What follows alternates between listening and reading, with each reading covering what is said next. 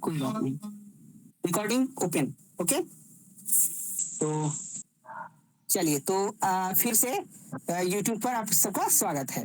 तो आइए question number 88 देखते हैं। देखिए 88 हो गया था कल ना। कल आदित्य पूछ रहे थे कि सर्वोदय और अंत्योदय में क्या अंतर है। तो यहाँ पे देखिए सर्वोदय की अवधारणा की सबसे उपयुक्त व्याख्या कौन सी है। तो इसका हम लोगों ने देखा था, वंचितों को ध्यान में रखकर सभी का उत्थान करना। इंग्लिश में भी चाहे तो देख लीजिए, ये रहा 59। तो इसमें किसी को प्रॉब्लम हो तो, या फिर कुछ बताना हो तो बता दीजिए ना। अंत्योदय आप वाला लोग क्या था? अंत्योदय, हाँ क्वेश्चन नंबर कितना है, 59 ही है ना। ये पता नहीं कौन सा इंग्लिश में है, क्या लगता है, नहीं 136। हाँ, तो चलिए, ये हाँ बहुत अच्छे बताए, अच्छे से।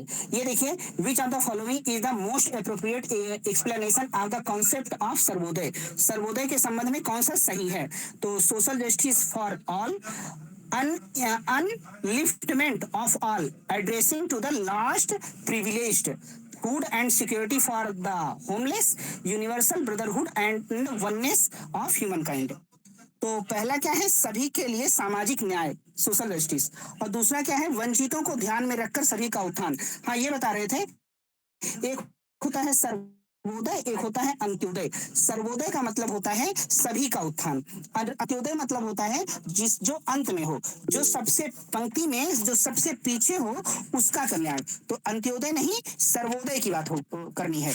तो इसका सेकेंड एकदम करेक्ट आंसर हो जाएगा। ठीक है, इसका सेकेंड आंसर हो जाएगा। कोई कुछ बताना हो तो बता सकते हैं, कुछ पूछना हो तो पूछ सकते हैं। हाँ, सर एक बार ये दो बता दिए, अंत्योदय पूरा आपने बता दिए।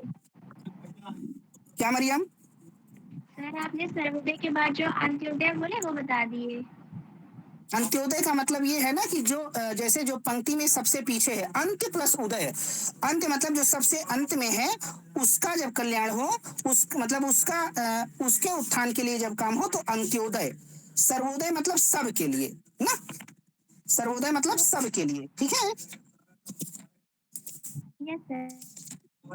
हाँ यही। तो ये है, ठीक है।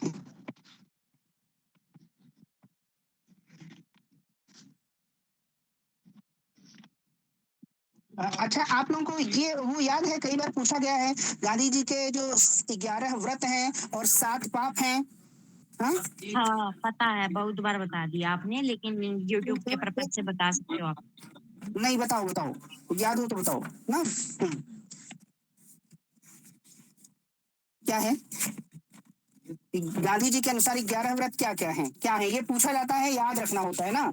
और ये रटना ही है, पैसे भी करके रख लीजिए सभी लोग। चलिए, जिसको याद हो बताइए।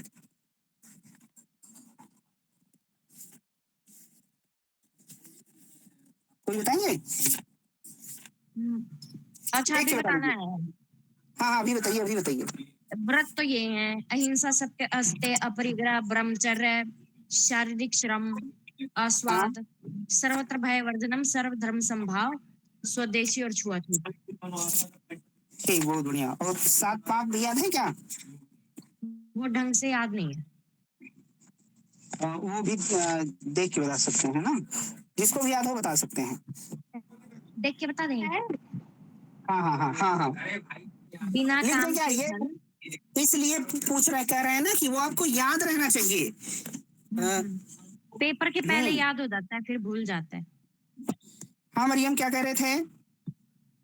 नो सर, नो सर, कुछ नहीं। हाँ, 7 पाप याद हो बता दो। बिना काम के धन, हाँ विवेक के बिना आनंद, हाँ चरित्र के बिना ज्ञान, हाँ नैतिकता के बिना व्यापार, मानवता के बिना विज्ञान, बलिदान के बिना पूजा, और सिद्धांत के बिना राजनीति। चलिए ठीक है। तो कुल मिला के हम ये कहना चाह रहे थे कि आपको याद होना चाहिए। चलिए, बहुत बढ़िया। तो फिर इसका फिलहाल दूसरा आंसर हो जाएगा। जिसको लिखना हो तो बताइए, लिख भी देंगे, तो आप लिख लीजिए ना। अगर कोई लिखना चाहे तो बता दीजिए। पाप को बता दीजिए, पाप लिख लो। क्या बताएं मनीष? पाप, सात पाप जी। 7 पाप। एक बार फिर बोल दो। बिना काम के धन, आप लिख ही दो ना। हाँ बोलो बोलो तब तो। बिना काम के धन, देखिए, बिना काम के धन, वेल्थ विदाउट वर्क। बिना काम के धन, बिना काम के धन अगर मिल जाए तो वो पाप है। बिना वेल्थ विदाउट वर्क, बिना कार्य के या बिना काम के धन। ठीक है, बहुत अच्छे। सेकंड क्या है? बिना विवेक के बिना आनंद, विवेक के बिना आनंद, pleasure without conscious conscience, sorry, pleasure without conscience, विवेक के बिना आनंद। दूसरा है विवेक के बिना आनंद, विवेक के बिना आनंद ना। और तीसरा क्या है? चरित्र के बिना ज्ञान, knowledge without character, knowledge without character, knowledge without character, चरित्र के बिना ज्ञान। ठीक है। और नेक्स्ट क्या है? नैतिकता के बिना व्यापार, कॉमर्स विदाउट मोरालिटी, नैतिकता के बिना व्यापार, नैतिकता के बिना व्यापार, नैतिकता के बिना व्यापार। पांचवा क्या है? मानवता के बिना विज्ञान, साइंस विदाउट ह्यूमैनिटी, मानवता के बिना विज्ञान, मानवता के बिना विज्ञान, मानवता के बिना विज्ञान। छठवां क्या है? त्याग के बिना धर्म, वर्शिप विदाउट सैक्रिफाइस, त्याग के बिना धर्म। सही बताना है ना? क्यों? हाँ सर, कंटिन्यू। हाँ, वर्शिप विदाउट सैक्रिफाइस, सिद्धांत विहीन राजनीति, पॉलिटिक्स विदाउट प्रिंसिपल्स, सिद्धांत के बिना राजनीति, पॉलिटिक्स विदाउट प्रिंसिपल्स, सिद्धांत के बिना राजनीति, सिद्धांत के बिना राजनीति, ये है सिद्धांत के बिना राजनीति। फोर्थ वाला, नैतिकता के बिना व्यापार, नैतिकता के बिना व्यापार, commerce without morality, commerce without morality, commerce without morality.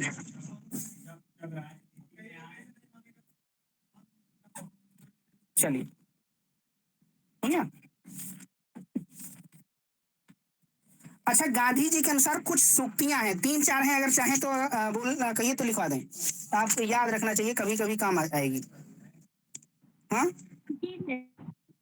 लिखा तो था, कहीं याद नहीं आ रहा बस। हाँ सर, बता दीजिए। एक नंबर था बिना काम के वर्शिप धन। को क्या बताया था? वर्शिप विदाउट, हाँ, पहला नंबर था बिना काम के धन, वेल्थ विदाउट वर्क। और ये पूजा के बिना, कहाँ था? कौन सा नंबर पे है? सिद्धांत के बिना पूजा, लास्ट वाला। अच्छा नहीं, लास्ट वाला सिद्धांत के बिना राजनीति। रुकिए एक सेकंड, रुकिए। त्याग के बिना धर्म, सर बोले थे।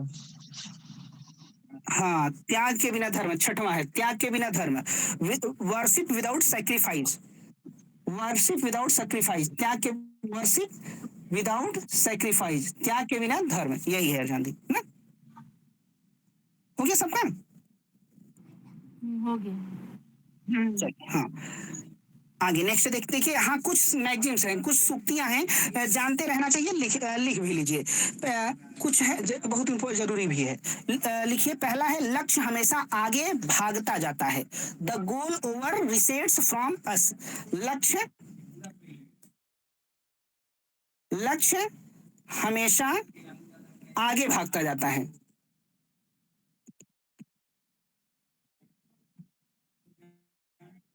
इंग्लिश में भी लिख लीजिए, लक्ष्य हमेशा आगे भागता जाता है, the goal over receipts from us. लिख दें, the goal over, RECEDS, receipts from us, from us. दूसरा लिख लीजिए, एक कदम मेरे लिए काफी है, 1 स्टेप इनफ फॉर मी, मतलब कार्य की शुरुआत करो, ऐसे मतलब इनका मतलब ये है ना, एक कदम मेरे लिए काफी है, 1 step enough for me, 1 step enough for me, एक कदम मेरे लिए काफी है, 1 step enough for me, enough for me. इसका मतलब समझ रहे हैं ना, कि शुरुआत कर देनी चाहिए। हो गया? 1 स्टेप इनफ फॉर मी। देखिए, थर्ड लिखिए, साधनों का सबसे बड़ा महत्व है, as the means so the end, यानी साधन उचित होना चाहिए ना, the end justify the means. साधनों का सबसे बड़ा महत्व है। As the means so the end. As the means so the end. इसका मतलब कई बार आया भी है, वो इस तरह से आया है, एंड जस्टिफाई द मीन्स। अंत भला तो सब भला। ये कहाँ पे मिलेगा पढ़ने को? एंड इस बता रहे हैं ये लिख लीजिए, साधनों का सबसे बड़ा महत्व है। साधनों का सबसे बड़ा महत्व है। साधनों का सबसे बड़ा महत्व है। साधनों का सबसे बड़ा महत्व है। ठीक है, ये कहाँ से मिलेगा या फिर कहाँ से हम बता रहे हैं ये बता दें। चौथा लिख लीजिए, लिखिए अधिकार नहीं कर्तव्य। The true right is duty. अधिकार नहीं कर्तव्य, the true right is duty. The true right is duty. The true right is duty. अधिकार नहीं कर्तव्य। एक और लिख लीजिए लास्ट, अपने को पहले सुधारो, हील दाई सेल्फ। अपने को पहले सुधारो, हील दाई सेल्फ। ये है, हो गया। चलिए,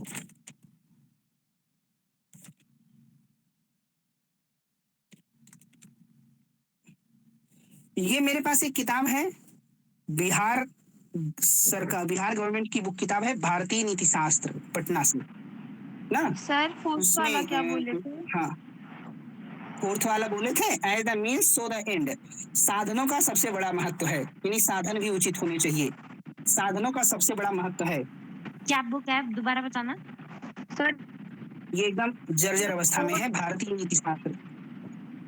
साधनों का सबसे बड़ा महत्व है। हाँ सीखा, साधनों का सबसे बड़ा महत्व है। सर ये तो थर्ड है, फोर्थ वाला। अच्छा, फोर्थ वाला, अधिकार नहीं अधिकार कर्तव्य। बिना कर्तव्य। हाँ, अधिकार नहीं कर्तव्य। अधिकार अच्छा ठीक ठीक सर। नहीं कर्तव्य। अधिकार नहीं कर्तव्य। चलिए, पांचवा इंग्लिश क्या लिखा है? पांचवा इंग्लिश हील दाई सेल्फ। अपने को सुधारो, पहले अपने को पहले सुधारो। अपने को पहले सुधारो।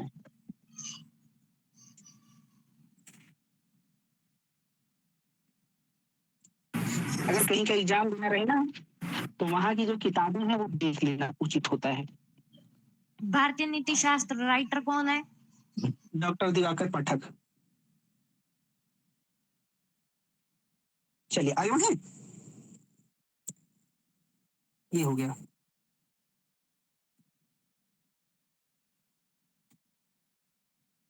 हो जाए तो बोलिए, फिर आगे बढ़ते हैं ना। लिख लीजिए आराम से। हो गया सर ये। हो गया, ठीक है। अब आइए नेक्स्ट क्वेश्चन देखते हैं। ये बताइए, गोटलेट फ्रेगे के अनुसार किसी शब्द के अर्थ एवं संदर्भ के बीच अंतर, प्रमुख अंतर क्या है? ये कौन बताएगा?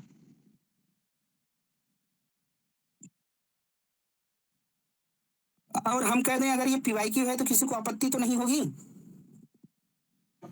बिल्कुल नहीं होगी सर। और आपको कहिए तो बता दें भी, बता भी दें कि कहाँ किस ईयर का है पीवाईक्यू और किस नंबर का क्वेश्चन है। सर हाँ, सर थर्ड होगा इसका आंसर। थर्ड होगा। हाँ, थर्ड ही है। हाँ, वेरी गुड। पीवाईक्यू में बताएं कि कौन सा पेपर है, कौन सा क्वेश्चन है, या भेजें? बोलिए क्या। भेजिए सर, भेजिए सर। मैं ही बता दे रही हूँ, जो 4 सितंबर वाला पेपर था ना वो है।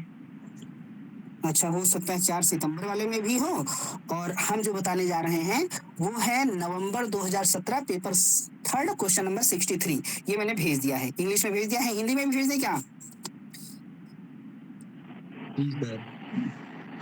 हिंदी में भी भेज दें मनीष? जी सर जी। हमको लगा कि आप माफ कर देंगे हमें। हमको लगा नहीं कहेंगे, कोई बात नहीं।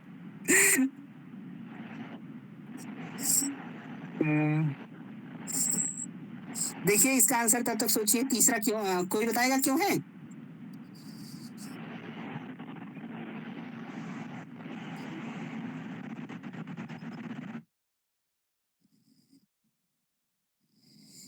ये भेज दिए हैं, देख लीजिए, और एकदम ज्यादा कुछ डिफरेंट नहीं है ना।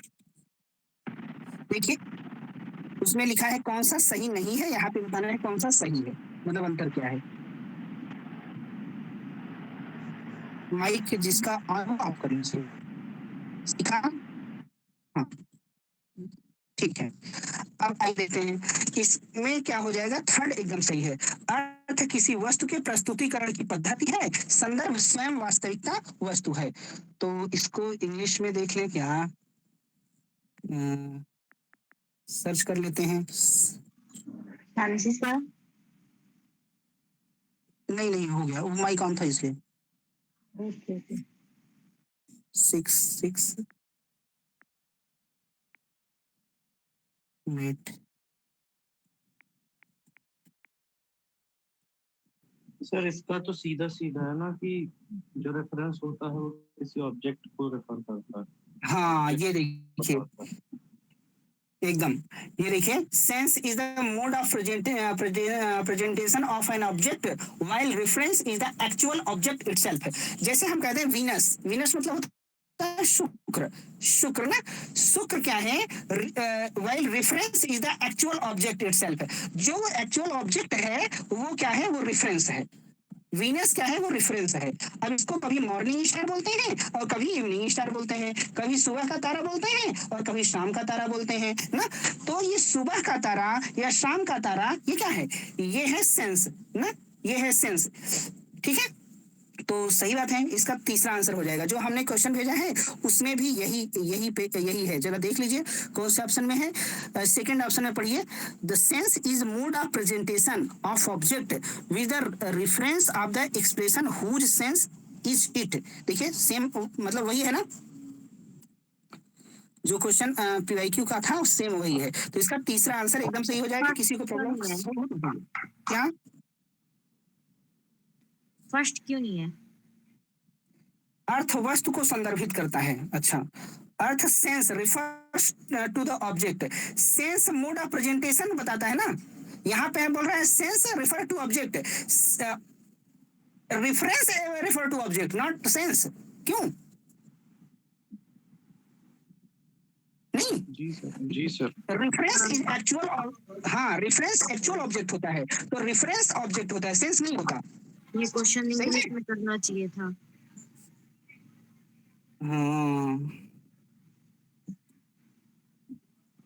ये तो है। सेंस वो चीज होती है जिसके बिहाफ हाँ में भैया हो गया, हिंदी में करके आए थे ना इसलिए गलत हुआ। जैसे मान लीजिए ये कोई हैं, ये कोई हैं, इनको कोई चाचा कहता है, कोई ताता होते हैं क्या, ताता कहता है। तो ये व्यक्ति खुद में है, इनका नाम मान लीजिए इनका नाम मान लीजिए लेसिन, लेजिन, इनका नाम लेजिन है, इनका नाम लेजिन है। ठीक है, अब ये लेजिन क्या है, ये रेफरेंस है। कोई चाचा कहता है तो ये क्या हो जाएगा, ये सेंस हो जाएगा। कोई ताता कहता है ये सेंस हो जाएगा। कोई भाई कहता है ये सेंस हो जाएगा। सेंस मोड ऑफ प्रेजेंटेशन है। एक्चुअली में जो चीज है वो क्या है, वो ऑब्जेक्ट है ना। नहीं सर हाँ आपने जो ग्रुप में भेजे थे ना इसमें इनकरेक्ट। हाँ हाँ सर ऑप्शन 2 आपने बोला था ना इनकरेक्ट। इनकरेक्ट, हाँ इनकरेक्ट बताना है। तो इनकरेक्ट कौन सा था, कैसे हुआ ऑप्शन 2 इनकरेक्ट? इनकरेक्ट बताना था ना वहाँ वहाँ। हाँ हाँ अब reference is mode of presentation, reference mode of presentation नहीं होता, सेंस मोड ऑफ प्रेजेंटेशन। जो क्वेश्चन हमने भेजा था उसका which one of the following is incorrect, incorrect बताना है। तो फोर्थ वाला इनकरेक्ट होगा। क्यों फोर्थ वाला क्यों इनकरेक्ट होगा, क्यों, क्योंकि लिखा है reference is mode of presentation, is wrong. होना क्या चाहिए था, sense is the mode of presentation. क्यों यस सर। सर आपने ऑप्शन 2 बोला था ना इसलिए पूछा। नहीं टू, अच्छा टू सही था, टू सही था इसलिए हमने बोला था ना कि टू देख लो, टू जो वहां पे लिखा है वही यहाँ पे भी लिखा है, ये बोल रहे थे। अच्छा हाँ सॉरी सॉरी सर। कोई बात नहीं, चलिए आगे बढ़े।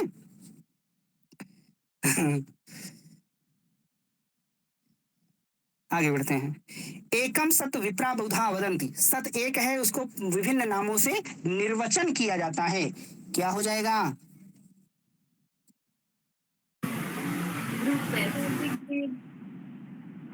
ऋग्वेद हो जाएगा ना? वेरी गुड, वेरी गुड, बहुत बढ़िया, ऋग्वेद हो जाएगा। देखिए ऋग्वेद हो जाएगा। अगर आप एक दो और बात लिखना चाहें तो लिख लीजिए ऋग्वेद की। एक है अजाय मानो बहुधा विजायते, अजाय मानो बहुधा विजायते, अर्थात अजन्मा माया के द्वारा ही विविध रूपों में प्रतीत होता है। लिख दें क्या? अजाय मानो,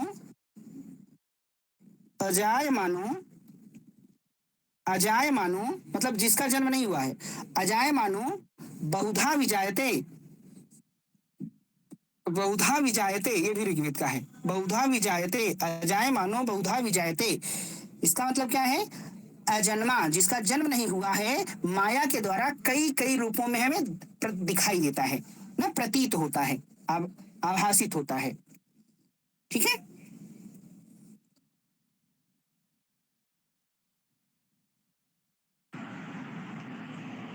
सर इन तीनों का भी इम्पोर्टेंट बता दीजिए।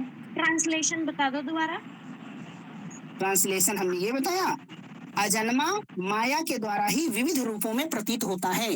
अजन्मा, अजन्मा माया के द्वारा ही, माया के द्वारा ही, माया के द्वारा ही, अजन्मा माया के द्वारा ही विविध रूपों में प्रतीत होता है। विविध रूपों में प्रतीत हो, क्या? इसका बता दे, एकम सत विप्रा बहुधा वदंती। हाँ, इसका मतलब ये होता है सत एक है, एकम सत, एकम सत, सत रियलिटी क्या है? एक है। रियलिटी क्या है? एक है। विप्रा, विप्रा मतलब विप्र लोग, मतलब जानने वाले, पंडित, विद्वान लोग। बहुधा वदंती, अनेक तरह से वदंती बोल वचन करते हैं, बताते हैं। सत एक है, उस विद्वान लोग उसको अलग अलग नामों से निर्वचन करते हैं, अलग अलग नामों से बुलाते हैं, अलग अलग नामों से पुकारते हैं। ठीक है? हाँ हाँ जी सर। हाँ, ठीक। सर, हाँ, सर हमें ये पूछना है कि आपको ये कैसे पता कि इस बारे में से है ये? आपको बुक में मिला होगा।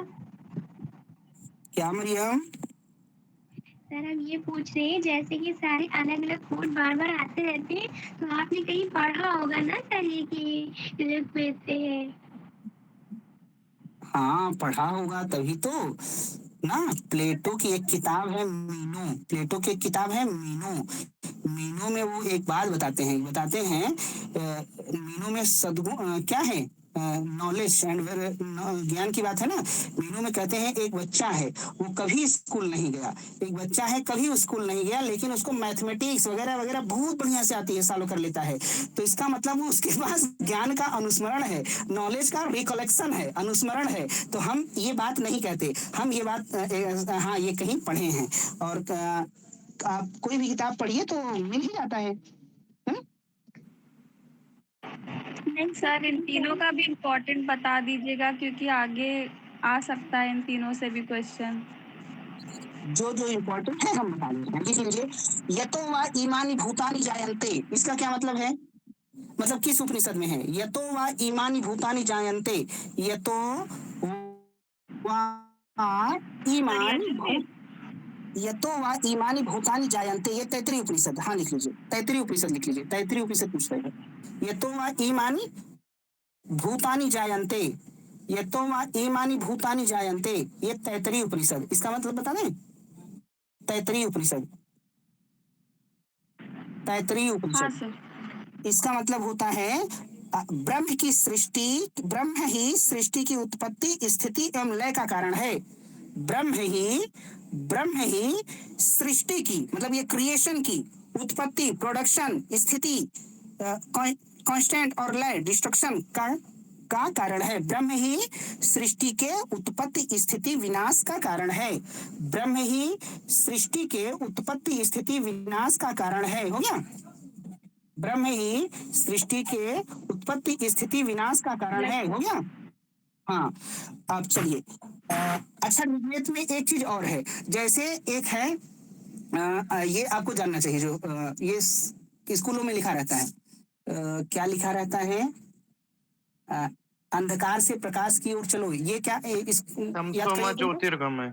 हाँ, तमसो माँ ज्योतिर्गमय, तमसो माँ ज्योतिर्गमय, असतो माँ सदगमय, असतो माँ सदगमय, मृत्योर माँ मृतम गमय, मृत्योर माँ मृतम गमय, मृत्योर माँ मृतम गमय।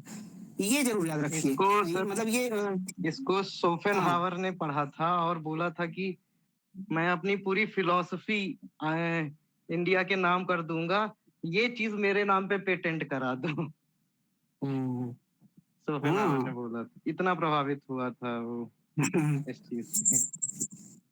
तो इसमें क्या क्या है, तमसो माँ ज्योतिर्गमय, तमस मतलब अंधकार से प्रकाश की ओर ले चलो, असतो माँ सदगमय, असत से सत की ओर ले चलो, असत से सत की ओर ले चलो, मृत्योर माँ अमृतम गमय, मृत्यु से अमृत की तरफ ले चलो ना।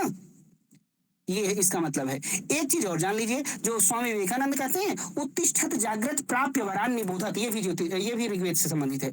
उत्तिष्ठत, क्या बोले, उत्तिष्ठत उठो जागो और लक्ष्य की प्राप्ति तक मत रुको।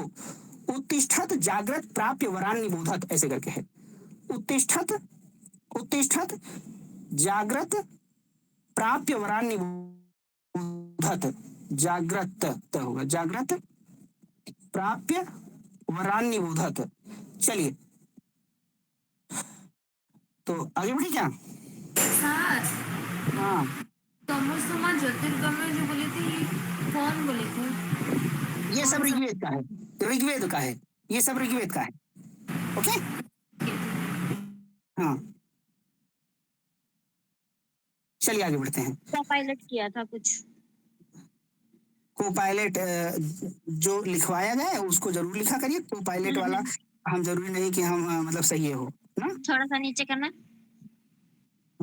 अच्छा ये है। और लिखने का मन हो तो और लिखवा दें, कई सारा उपनिषद का जो दिया गया है, तो नहीं तो सर। बाद में लिखना हो तो। हाँ, ये जो उत्तिष्ठत जागृत प्राप्त क्या लिखा है इसके बाद? वरान्निबोधक, वरान्निबोधक, उत्तिष्ठत जागृत प्राप्य वरान्निबोधक, उठो जागो और लक्ष्य की प्राप्ति तक मत रुको, ये भी आया हुआ है नेट में भी। ये तो वो भी बोलते हैं विवेकानंद भी। हाँ, विवेकानंद भी। हाँ ये सभी ऋग्वेद से हैं सर। हाँ ऋग्वेद से है, ये सभी ऋग्वेद से। तमसोमा ज्योतिर्गमय, अस्तोमा सदगमय में तो उल्टा लिख दिया। अच्छा ठीक है, लिख लीजिए। ये किस में है वैसे? ऋग्वेद से ही है। नहीं, उपनिषद वाला भी पूछ सकते हैं ना सर? उपनिषद का भी लिखना है क्या? नहीं, हाँ पूछ ला। तब ये मत कि कम क्वेश्चन हुआ ना, लिखवा देंगे। सर लिखा तो सर इसका सीक्वेंस क्या है सर? तमसो माँ ज्योतिर्गमय के बाद फिर मृत्यु सीक्वेंस नहीं पूछा, बता दो मालिका सीक्वेंस क्या है। अस्तोमा हाँ, सदगम्य, तमसोमा ज्योतिर्गम्य, मृत्योर्मा अमृतगम्य, सर्वे सतर्तु दुर्गाणि सर्वे भद्राणि पश्यन्तु। ये है पूरा। इतना याद रखिए, चलिए ठीक है। सर हाँ सर ये बताइए, मैं शायद इसमें आपको जो लिखा है ना, मैं यहाँ क्या? साइड में इसको बृहदारण्य आया है ये। हाँ, बृहदारण्यक भी देखिए, एक चीज कई जगह भी मिल सकता है, तो ये बृहदारण्यक उपनिषद भी है, ये भी लिख लीजिए, सही कर रही है। नहीं, मैं लिखी हूँ ना, इसलिए मुझे डाउट है कि आपको पूछ लो इसलिए। नहीं अच्छा है, हाँ बृहदारण्यक भी है। चलिए आगे बढ़े। किस वाले का? यही अस्तोमा सदगमय वाला। हाँ, बृहदारण्यक में देखो प्रीति, बृहदारण्यक में क्या है कि कितने सारी चीजें हैं। एक तो ये हो गया बृहदारण्यक में, अहम ब्रह्मास्मि, ये भी बृहदारण्यक में है। अहम ब्रह्मास्मि। क्या? नेति नेति का व्याख्यान भी है। हाँ, नेति नेति का व्याख्यान। नेति नॉट दिस शंकराचार्य जो कहते हैं नेति नेति, ये भी बृहदारण्यक में है। असतो मा सदगमय हो गया। पूर्णमदः पूर्णमिदं पूर्णम पूर्णमुदच्यते, पूर्ण से पूर्णमादाय पूर्णमेवावशिष्यते। चलिए छोड़ दीजिए। क्या? ईसावासी है ना, ईसावासी में पूर्णमदः पूर्णमिदः वो है ना। देख लेना, हमें लगता है इसी में है क्या, ईसा उपनिषद में नहीं है इस। हाँ ठीक है चलिए आगे बढ़े। हाँ इसकी रिकॉर्डिंग हो रही है? हाँ हाँ दीदी, हो रही। ठीक है, ठीक। अभी अभी क्लास के बाद इसको नोट कर देंगे। चलिए आगे बढ़ते हैं। और देखिए और लिखिए, आप लोग खोज लेंगे कि और कुछ बता दे। छांदोग्य उपनिषद का अच्छा लिख लीजिए। छांदोग्य उपनिषद में क्या क्या चीजें जो पूछा जाता है। एक तो तत्त्वमसि, एक तो तत्त्वमसि, तत्त्वमसि, तत्त्वमसि लिख लिए। और एको अहम द्वितीयो नास्ति, एको अहम द्वितीयो नास्ति, ना भूतो ना भविष्यतो, एको अहम द्वितीयो नास्ति, एको अहम द्वितीयो नास्ति, ये भी है। एको अहम द्वितीयो नास्ति, ये भी छांदोग्य उपनिषद में है। सर्व खलु इदम ब्रह्मम, सब कुछ ब्रह्म है। सर्व खलु इदम ब्रह्मम, सर्व खलु इदम ब्रह्मम, सब कुछ ब्रह्म है। ये भी कहाँ है, छांदोग्य उपनिषद में है। तत् जलान बोलते हैं, तत् जलान, ये भी छांदोग्य उपनिषद में है। हो गया। एक और लिख लीजिए, इंद्र विरोचन संवाद, ये भी छांदोग्य में है। इंद्र विरोचन संवाद, ये भी है। विरोचन का मतलब प्रजापति, और प्रजापति के सारे संवाद छांदोग्य में है। अच्छा ठीक है। सर ये तज्जलान क्या है? जलान मतलब उसी से उत्पन्न होता है, उसी में लय है, उसी में नष्ट हो जाए, उसी में खत्म हो जाता है, तत् जलान ना। Okay sir, thank you. हाँ क्या मरियम? सर हम पूछ रहे हैं जो आपने यहाँ पे लिखा है ना, सर्व खलु इदम, फिर ये क्या लिखा है? इदम ब्रह्मम, सर्व खलु इदम ब्रह्मम, सब कुछ ब्रह्म है। सर्व खलु इदम ब्रह्मम, सब कुछ ब्रह्म है, ये छांदोग्य उपनिषद में। ठीक है। हाँ सर नीचे क्या लिखा हुआ है इसके? जलान, अच्छे से लिख देते हैं, तत् जलान, तत् जलान। अब ठीक है। हाँ जी सर। चलिए, ये तो ईमानी भूतानी जायन्ते, ये आपने लिखा है तैत्तिरीय उपनिषद में। इसी में दो चीजें और लिख लीजिए, इसमें दो चीजें और लिख लीजिए। सत्यम ज्ञान अनंतम ब्रह्मम, सत्यम ज्ञान अनंतम ब्रह्मम, सत्यम ज्ञान अनंतम ब्रह्मम, ये तैत्तिरीय का है। सत्यम ज्ञान अनंतम ब्रह्मम, सत्यम ज्ञान अनंतम ब्रह्मम, सत्यम ज्ञान अनंतम ब्रह्मम, ये तैत्तिरीय उपनिषद का है। एक चीज तैत्तिरीय में और है, पंचकोश, आप जानते हैं पंचकोश भी तैत्तिरीय उपनिषद में है। चलिए हो गया। सर तैत्तिरीय उपनिषद के एक बार फिर से बताएं। ये तैत्तिरीय उपनिषद में तीन चीजें बताए हैं। ये तो ईमानी भूतानी जायन्ते, ये है, ठीक है। सत्यम ज्ञान अनंतम ब्रह्मम, ये है। पंचकोश की बात तैत्तिरीय में है, ठीक है। हाँ जी सर। हाँ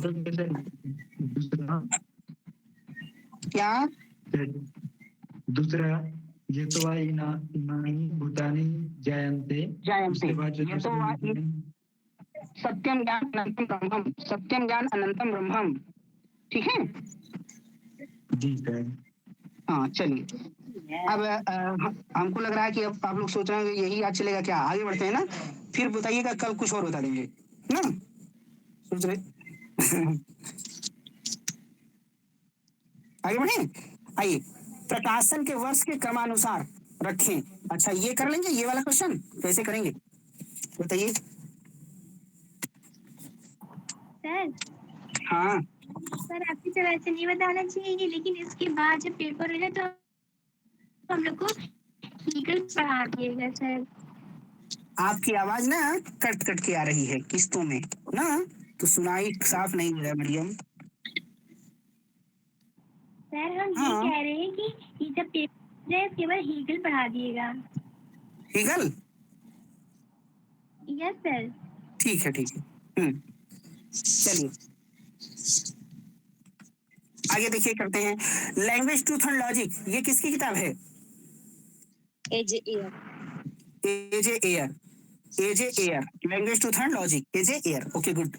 तो ये हो जाएगा। कॉन्सेप्ट ऑफ माइंड, ये किसकी किताब है? मुझे ये ऐसे दिख रहा है। ठीक है। फाइल का सर। हाँ, ये राइल का है, ये राइल का है, गिलबर्ट राइल। फिलोसफिकल इन्वेस्टिगेशंस विटगेस्टाइन है क्या?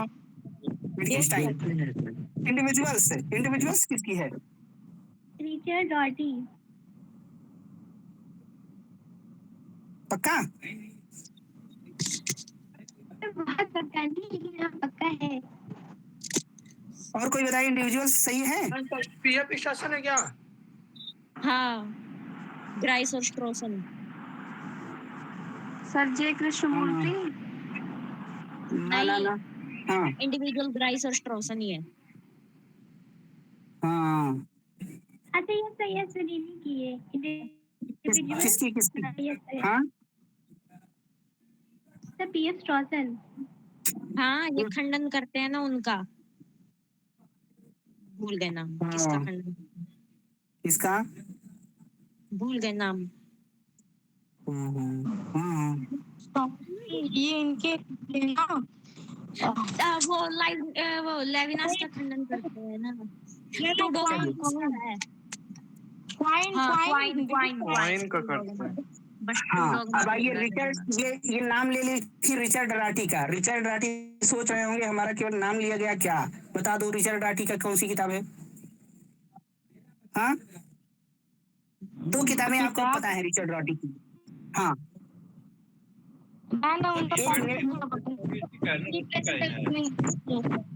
हाँ, इम्पोर्टेंट थ्योरी करके है। ये लिंग्विस्टिक टर्म किसकी है? रिचर्ड रॉड्रिगी है। रिचर्ड राठी ना, लिंग्विस्टिक टर्म। हाँ, सडनली याद क्यों नहीं आता ये? लिंग्विस्टिक टर्म है, ये नेट में पूछा गया है। मनीष, आपको याद हो तो आपने जो क्वेश्चन पेपर हमको भेजा था एमपी सेट का, उसमें आज भी देख लीजिएगा, क्वेश्चन नंबर 109 पे लिखा होगा रिचर्ड रॉटी की एक किताब philosophy and mirror of nature ऐसे करके। जी सर जी। क्वेश्चन नेट में भी आया हाँ, नेट में भी आया है। हाँ, लिंग्विस्टिक नेट का है और philosophy and mirror of nature ये एमपी सेट में आया है, नेट में भी शायद आया हुआ है ना। तो ये दोनों आप याद रखिए, रिचर्ड रॉटी। इंडिविजुअल सेकंड पता नहीं था, लेकिन हम ऐसे ये लगा के आए थे, वो सही हुआ था, और सबका पता था इसलिए सही हो गया। अच्छा ठीक है, 2 किताबें याद रखिए। मनीष 109 नंबर देख लीजिएगा, philosophy and mirror of nature. यही जो हम बोल रहे हैं यही है कि कुछ और है? यही होगा। और एक है ना इनका स्टर्सन का, जो ऑन रेफरिंग, जो कि रसेल के आंसर में लिखे थे। यस। चलिए अब आगे। क्या कर रहे हैं मनीष? उसका क्वेश्चन आईडी सर उसका। अच्छा, क्वेश्चन आईडी बता देते हैं। वेट, ये रहा क्वेश्चन आईडी, ये रहा ना, ये देखिए, ठीक है। जी सर जी। हाँ, चलिए आगे बढ़ते हैं। ये निम्नलिखित में से दंड नीति के 4 प्रयोजन हैं। दंड नीति के 4 प्रयोजन क्या क्या हैं? कौन बताएगा? सर ये क्वेश्चन इससे पहले भी आ चुका है। आ चुका है? तभी तो। हाँ, ये पूरा सीक्वेंस ही है। हाँ, ये पूरा सीक्वेंस ही है। 3 वाला ये 3 वाले नहीं, बाकी सारे। हाँ, इंग्लिश में दिखा देते हैं। अच्छा, इंग्लिश ये खोजना ना थोड़ा आसान हो गया। ये रहा, वेरी गुड, बहुत अच्छे।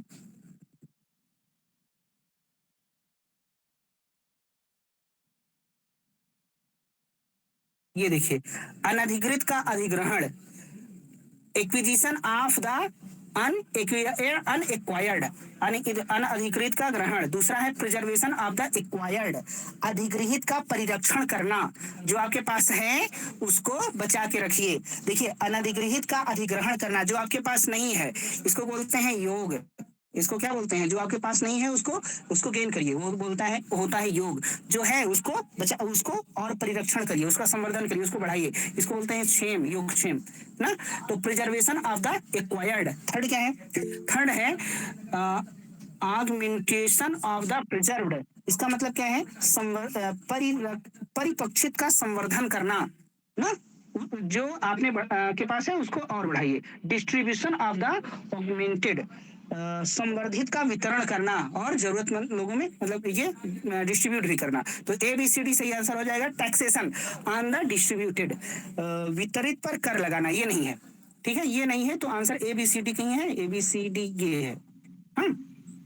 सर हाँ एक क्वेश्चन था, ये ओनली हाँ। इंडियन के रेफरेंस में है या फिर नॉजिक के रेफरेंस में भी है? रोजिक क्योंकि नॉजिक भी ऐसी कुछ बात करते हैं। नहीं, दंड नीति की बात है ना, तो यही इंडियन के रेफरेंस में ही है। हाँ, हमें जहां तक लग रहा है। कौटिल्य रिलेटेड है सर। क्या? कौटिल्य, कौटिल्य। ये सर कौटिल्य का है नंबर। ये सर यस यस। हाँ, तो इसका आंसर हो जाएगा ABCD, है ना। चलिए आगे बढ़े। Yes sir. नहीं, थोड़ा डिफरेंट है उनका, तीन नहीं है सर उसमें। तो आपने बताया योग, क्षेम और तीसरा का क्या होगा सर? तीसरा का क्या था? अब बता रहे थे योग मतलब मनीष होता ये है कि जो आपके पास नहीं है उसको अर्जित करिए, उसका मतलब होता है योग। और क्षेम का मतलब है, जैसे मान लीजिए आप 50 किलो के हैं ना, आप अब सोच रहे हैं 51 के हो जाएं, 52 के हो जाएं, तो आपको योग करना है ना। अब उससे घटना भी नहीं है ये वेट के रूप में हम गलत एग्जांपल दे दिए जानबूझ के। क्षेम का मतलब है जो है उसकी रक्षा भी करना है। ठीक है, मतलब आपको बढ़ने पर ध्यान देना ही है, जो है उसको लॉस भी नहीं होने देना है ना। ये होता है योग और क्षेम। ठीक है, सस्टेनेबल डेवलपमेंट। हाँ हाँ, सतत विकास। सही बात। तो इस सेंस में पूछा था सर कि इसके नीचे भी ये योग, क्षेम, कुशल जो आगे आता है उसी का प्रारूप है कि ये अलग से दिया हुआ है? आपकी आवाज नहीं आ रही है साहब। सर मैं ये कह रहा हूँ कि जैसे योग, क्षेम ये जो सीक्वेंस चलता है, तो ये नीचे का भी उसी सीक्वेंस से है, इन लोग का क्या क्या होगा ये कह रहा हूँ सर। नहीं, ये दो ही था, योग क्षेम आप जानते रहिए। ये यहाँ पे दंड नीति में 4 ही चीजें आती हैं ना। अभी आवाज क्लियर हो जाए, साफ हो जाए तो फिर से बोल दीजिएगा। आइए, ये काल क्रमानुसार व्यवस्थित कीजिए। ये बताइए ये क्या होगा?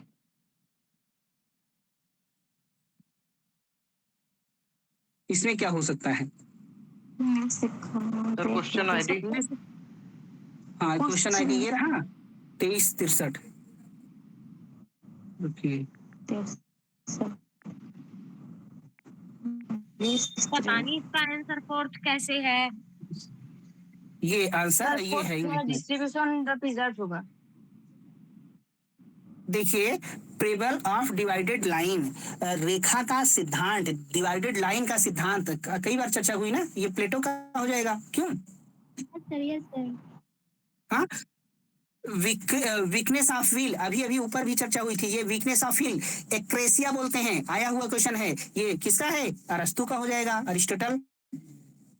एक्रेसिया ही बोलते हैं ना। Yes sir. हाँ जी सर। हाँ, वीकनेस ऑफ विल। अब आइए, बी के बाद सी हो गया। अब देखिए, duty, good will as duty for the duty sake, duty for the duty sake Kant का हो जाएगा क्या? फिर उसके बाद moral principles of individuality known, moral first principle अंत प्रज्ञात्मक रूप से इंट्यूटिवली नोन, अंत प्रज्ञा वाले। हाँ, तो ये आता है ना, कौन किसका? मूर वाले मूर। हाँ, कई सारे लोग आ जाते हैं अंत प्रज्ञा में। तो क्या दिक्कत है इसका फोर्थ होने में? ये भी सी वाला है, सी वाला ये पता नहीं चला कि अरस्तु का है सर, बस इसीलिए गलत हुआ क्वेश्चन। वीकनेस ऑफ विल अरस्तु का है एकदम। दिखाएं कहाँ पे है मरियम? नहीं सर, तो पता चल गया, अब तो पता चल गया सर, एग्जाम में अरे गलत हो गया ये सर। एग्जाम के पहले हम आपको ये पढ़ा चुके हैं। एक्रेसिया और ये 4 चीजें मिलाने को आया था। बताएं क्या कहा आया था? नहीं सर, पता है पता है सर। अच्छा, हाँ तब ठीक। सर एक बार रिवाइज करा दे सर। हाँ सर ये एक्रेसिया भी 2 टाइप की बताते हैं ना, इम्पीटस और दूसरी है वो वीक एक्रेसिया। 2 हाँ। तरीके की एक्रेसिया की बात करते हैं ये। एक इम्प्यूटस एक्रेसिया जो होती है, जो आप डेलिबरेटली नहीं करते हो, विदाउट डेलिबरेशन करते हो, और एक आप जानबूझ के अक्षम होते हो तब वो चीज होती है। दो तरीके से देखिए। किसी कोई कार्य करने के लिए, तो इसको थोड़ा सा हाँ, ये देखिए 27/8/2024 को एक पेपर हुआ था। क्वेश्चन आईडी के साथ आपको बता दें, लास्ट में है 6701। 6701 आप खोज लीजिएगा, अगर पूरा कहिए तो पूरा आईडी बता दें। ये क्वेश्चन नंबर था। इसमें क्या है, इसमें था मिलाने को था फ्रोनेसिस। फ्रोनेसिस मिलाना था प्रैक्टिकल विजडम, व्यवहारिक सद्गुण से है। ये भी आपको 2017 में आया हुआ फ्रोनेसिस, ये हम आपको दिखा चुके हैं कहीं, तो फिर दिखा दें। फ्रोनेसिस 2017 में आया हुआ है। फ्रोनेसिस मिलाना है प्रैक्टिकल विजडम से, ये प्रैक्टिकल विजडम से, कहिए तो फोटो खींच के भेजें क्वेश्चन का। प्रैक्टिकल विजडम से एक है एरेटे, AERETE, एरेटे।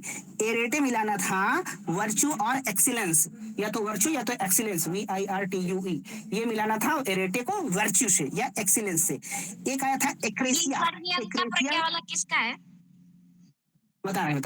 एक्रेसिया, एक्रेसिया का मतलब AKRASIA, एक्रेसिया। एक्रेसिया मतलब weakness of will, weakness of the will, ये लिखा हुआ है, आप देख लीजिएगा।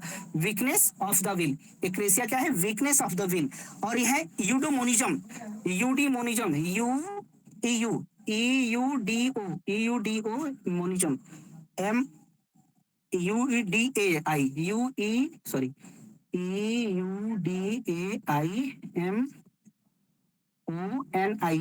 यूडोमोनिया करके लिखा है। और इसका लिखा है फ्लर्सिंग, फ्लर्स, इसको ना फलना फूलना हिंदी में लिखा था।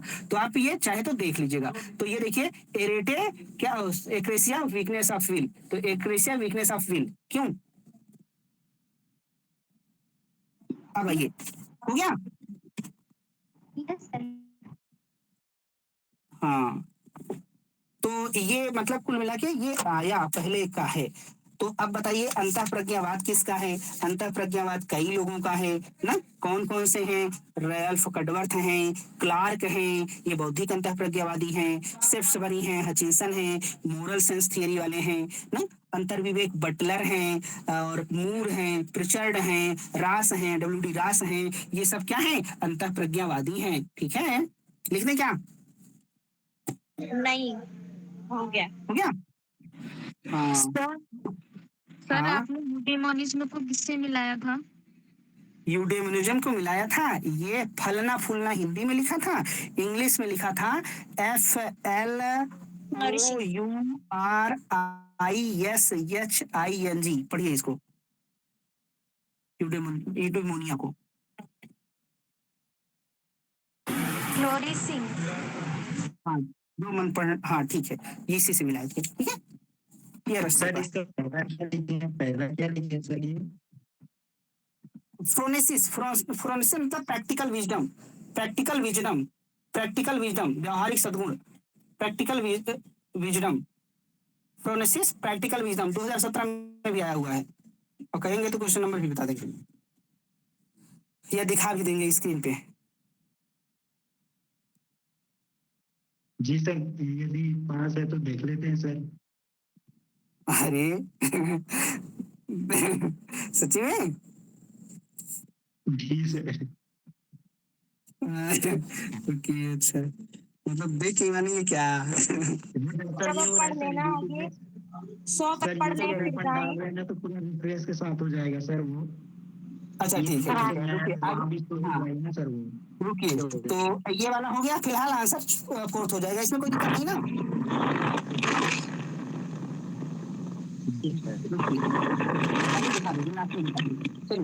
आगे आगे देखिए, which of the following best explanation of this article?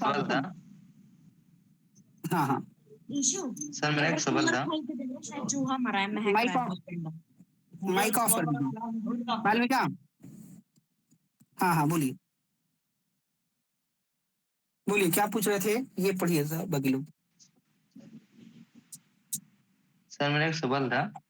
हाँ, at least one of the premise or conclusion of an answer but valid argument, sir वो true होगा या false होगा, या may be true may be false होगा। आप लिख के भेज दीजिए ग्रुप में ना, या यहाँ भी लिख के बताइए, अभी बात कर लेंगे ना, ठीक है। टाइप दीजिए ना, अच्छे से सुनाई नहीं दे रहा। वही ये बताइए, अरे मैं बोलूं? आप लिख के भेज दीजिए, अभी चर्चा कर लेंगे, ठीक है। आप और भी क्वेश्चन रहे तो आप ले आया करिए, एकदम मोस्ट वेलकम, ठीक है। बपुन कहाँ से हैं? सर मैं मयूरभंज से हूँ। मधुबनी? मयूरभंज, उड़ीसा। ओडिशा सर, ओडिशा। ओके ठीक, ओके मोस्ट वेलकम, ले आइएगा फिर ना, बात किया जाएगा। चलिए, कौन सा कथन मान्यता की राजनीति की सर्वोत्तम व्याख्या करता है? Which among the statement best explain politics of recognition? चलिए, पहला क्या है? Focus on socio economic injustice rooted in the economic structure of the society. क्या है? समाज की आर्थिक संरचना में निहित सामाजिक समूहों के बीच अंतर करने का उद्देश्य। समूहों के बीच अंतर करने का उद्देश्य, ये पहला हो जाएगा। Aim to reduce group difference को कम करना, नहीं, aim to reduce group difference, इसका मतलब है समूहों के बीच अंतर करने का उद्देश्य। अगला क्या है? Focus on cultural injustice rooted in social patterns of representation, प्रतिनिधित्व के सामाजिक प्रणाली में निहित सांस्कृतिक अन्याय पर केंद्रित। तो पॉलिटिकल, हाँ यही होगा। चार्ल्स टेलर का है ना, मल्टीकल्चरलिज्म। बहुत बढ़िया, ठीक, चार्ल्स टेलर का, हाँ। वो कहते हैं जिनको रिकॉग्नाइज नहीं किया जाता है, पॉलिटिक्स ऑफ रिकॉग्निशन यही कहती है कि कुछ ऐसे लोग हैं जिनको हम रिप्रेजेंटेशन नहीं देते हैं। इसके लिए एक वर्ड यूज किया जाता है इंडियन सोशियोलॉजी में, घेटाइजेशन। मतलब कुछ लोग जो होते हैं उनको आप सेपरेट कर देते हो, उनको आप रिप्रेजेंटेशन नहीं देते हो, पॉलिटिक्स में रिप्रेजेंटेशन नहीं देते हो, सामाजिक रूप से उनको बहिष्कृत कर देते हो। लेकिन इन्होंने बेसिकली जो बात की है वो रिप्रेजेंटेशन पॉलिटिक्स में देने की बात की है। इसलिए उन लोगों को जिनके साथ अन्याय हुआ है उनको रिप्रेजेंटेशन देना पॉलिटिक्स में, डेमोक्रेसी में। बहुत बढ़िया, तो वेरी गुड, बहुत अच्छा। तो क्या कुछ कह रहे थे, क्या सिखा? नहीं सर, कह रहे थे थर्ड आंसर सही है। अच्छा ठीक है, वेरी गुड, हाँ ये थर्ड है। चलिए, बहुत अच्छे। कुछ था इसमें, याद नहीं आ रहा, मतलब वो कुछ वो बताते हैं टाइप्स वाइप्स ऐसा कुछ। हाँ, मतलब वो ये बताते हैं कि इनको सोशल रिप्रेजेंटेशन देना है, किनको नहीं देना है, इसके बारे में बताया है कुछ। अच्छा। नहीं, वो विल कैमेलिका का है, वो अलग है। वो विल कैमेलिका वाला तो आप वो बोल रहे हो भैया, जातीय अल्पसंख्यक समुदाय वगैरह की बात करते हैं, वो वाला ना? हाँ।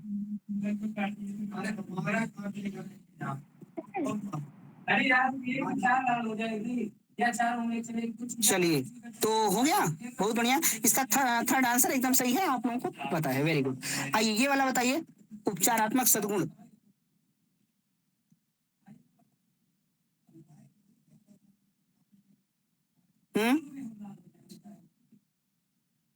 आवाज तो ठीक से जा रही है ना?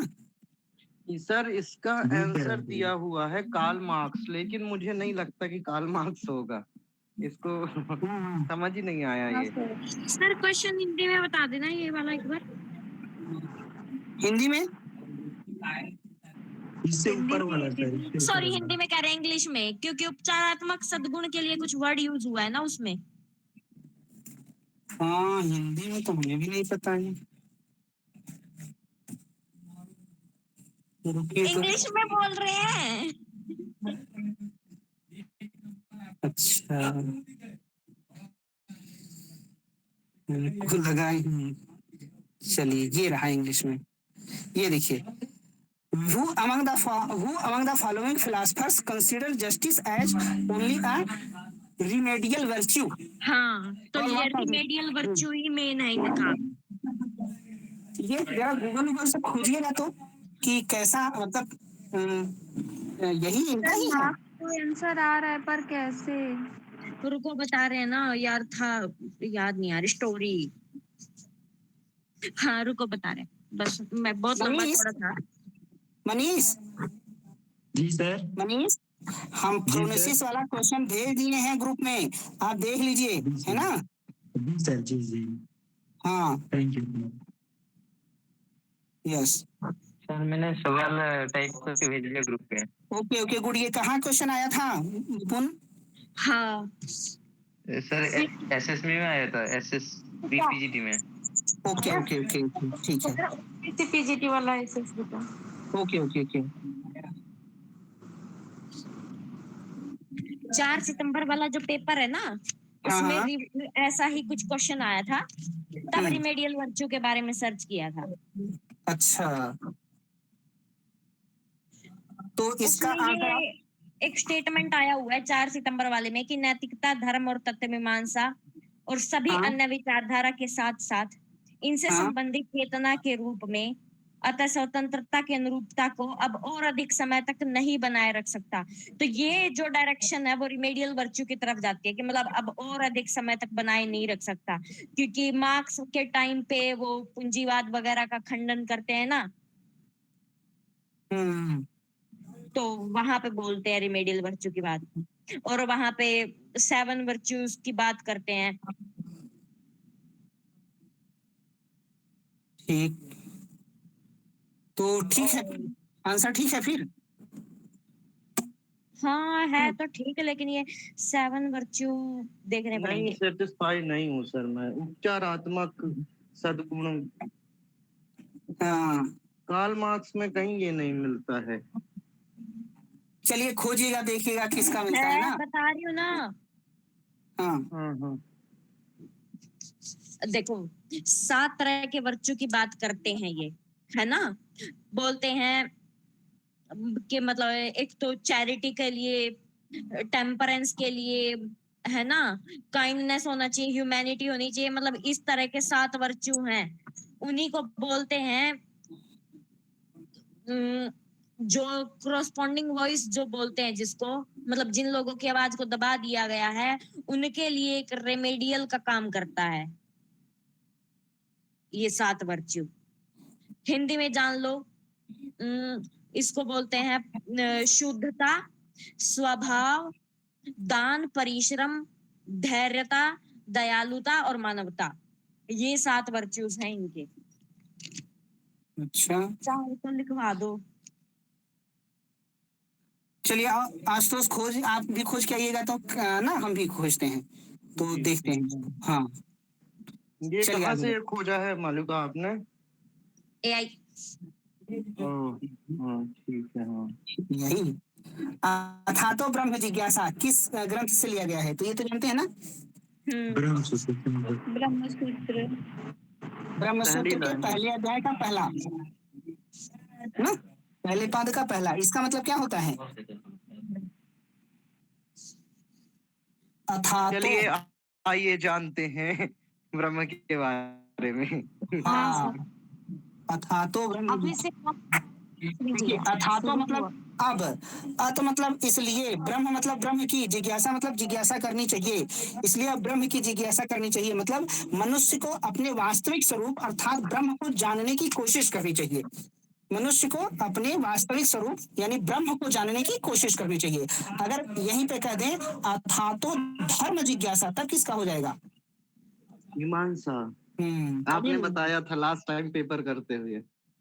अच्छा और ये पेपर क्वेश्चन शायद इन्होंने ही दिया हो कहीं। हाँ अथातो धर्म जिज्ञासा, ये मीमांसा का है। अथातो ब्रह्म जिज्ञासा, चलिए सिंपल सा है, आगे बढ़ते हैं। चलिए तो ये इंग्लिश में तो नहीं ना देखना है? सर को क्वेश्चन सॉल्व करना होगा सर, बहुत टफ क्वेश्चन देंगे। नहीं नहीं ऐसा नहीं करते, इंग्लिश में तो नहीं देखना है ना ये। क्यों? अथातो ब्रह्म था। ये बताइए सांख्य दर्शन में सही क्रम बताना है, बताएंगे? इंग्लिश में दिखा दे क्या दूर है।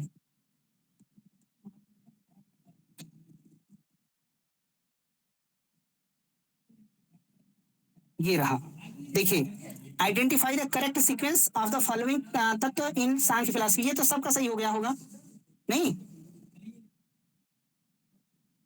क्या होगा इसका आंसर? हाँ, इसका आंसर था फर्स्ट में। ये भी बहुत बार आया हुआ है ना। पहले प्रकृति है, अब अच्छा इसी के साथ कौन बताएगा हमें कि कितने तत्व तो ऐसे हैं जो कारण भी हैं कार्य भी हैं? तब तक हमें लिख दो, 16। सोच के बताइए। अगर प्रकृति है, फिर महत है, इसी को बुद्धि बोलते हैं। प्रकृति है, महत है, फिर उसके बाद अहंकार है, अहंकार के बाद इसमें भी पार्ट हो जाते हैं। तो आप बोल मन है, जो पांच तत्व जो होता है वही होता है जब सृष्टि का आरंभ होता है, पंच फिर विनाश ज्ञानेंद्रिय, होता है। पंच कर्मेंद्रिय, पांच ज्ञानेंद्रिय, पंच कर्मेंद्रिय, कर्मेंद्रिय और पंच तन्मात्राएं और मन, ये ये पंच 16 आते हैं। ये पंच तन्मात्र और इसी से निकलता है पंच महाभूत, तो हम क्या पूछे? हम पूछे कि how many element, how many तत्व आर प्रकृति एंड विकृति। प्रकृति भी है, विकृति भी है, कार्य भी है, कारण भी है। तो कितने हैं, कौन बताएगा?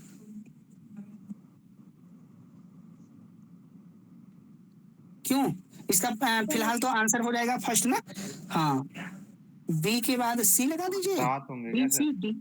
हाँ 7, वेरी गुड, बहुत बढ़िया, 7 होंगे। देखिए 7 कैसे, ये पंच तन्मात्र 5 हो गया, ये महत 1 हो गया, अहंकार ये हो गया, ये कार्य भी है, कारण भी है, तो 5 2 7 नहीं हुआ। तो 7 प्रकृति और विकृति कितनी है? प्रकृति भी है, विकृति भी है 7, और 16 ओनली विकृति है। देखिए कैसे, 5 ये, पंच ज्ञानेंद्रिय, पंच कर्मेंद्रिय, पंच महाभूत, और एक मन। देखिए ये किसी का कारण नहीं है, ये केवल और केवल कार्य है, ये केवल और केवल विकृति है। तो विकृतियां कितनी हैं? 16, 5 3 जा 15 + 1 16। विकृति कितनी है? ओनली विकृति 16 है। समझ आया? सर विकृति मीन्स इफेक्ट या कॉज? विकृति दैट मीन्स इफेक्ट, विकृति दैट मीन्स इफेक्ट, और प्रकृति that means cause. Yes yes clear? Yes sir. चलिए, तो ये हो गया, आगे बढ़े। अच्छा अब ये बताइए कि क्वेश्चन आईडी देख लीजिए। हाँ ये रहा। अब ये बताइए कि आगे पढ़ने का इरादा है या फिर 100 तक कर लो। 100 करा दीजिए। 100 कर दो। 100 कर लिया जाए। ये बताइए ये क्वेश्चन कैसे सही होगा?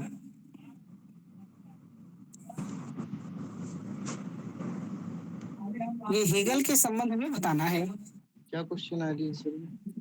हाँ ये क्वेश्चन आईडी है 3261। 4 था इसका आंसर। वाला पहला है, इसकी हाँ 4th होगा। क्या मरियम? सर मेरा एग्जाम में गलत हो गया था।